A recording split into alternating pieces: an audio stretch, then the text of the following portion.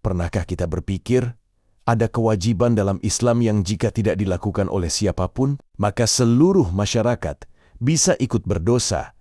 Inilah yang disebut dengan fardu kifayah. Banyak orang fokus pada ibadah pribadi, seperti salat dan puasa, tapi lupa bahwa Islam juga memiliki kewajiban yang bersifat sosial.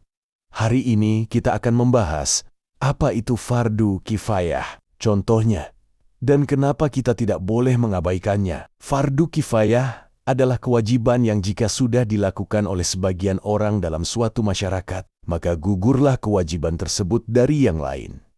Namun jika tidak ada seorang pun yang melaksanakannya, maka seluruh orang yang mampu di masyarakat tersebut akan ikut berdosa.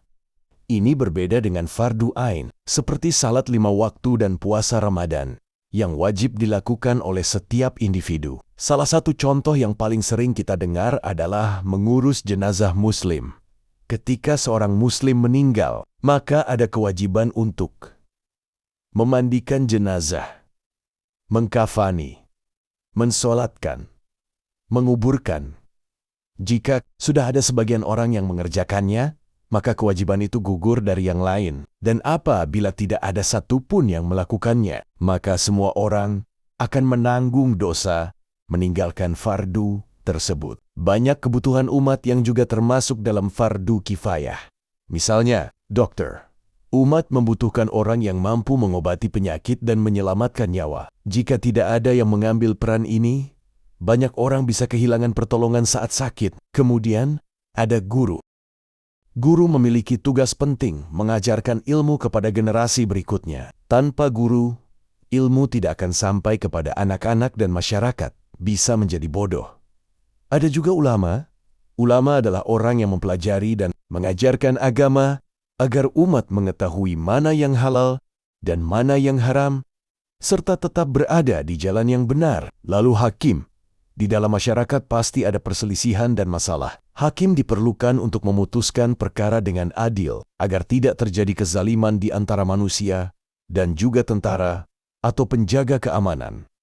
Mereka menjaga masyarakat dari ancaman dan kejahatan, sehingga manusia bisa hidup dengan aman dan tenang. Menurut Imam Asy-Syafi'i, kewajiban dalam Islam ada yang bersifat individu dan ada yang bersifat kolektif. Beliau menjelaskan bahwa sebagian kewajiban yang Allah berikan ditujukan kepada umat secara bersama.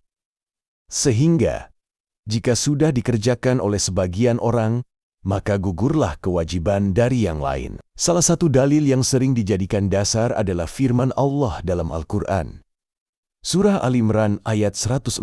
Ayat ini menunjukkan bahwa tidak semua orang diwajibkan melakukannya secara langsung, tetapi harus ada sekelompok orang dari umat yang menjalankan tugas tersebut. Inilah yang dijelaskan oleh Imam Syafi'i sebagai dasar konsep fardu kifayah.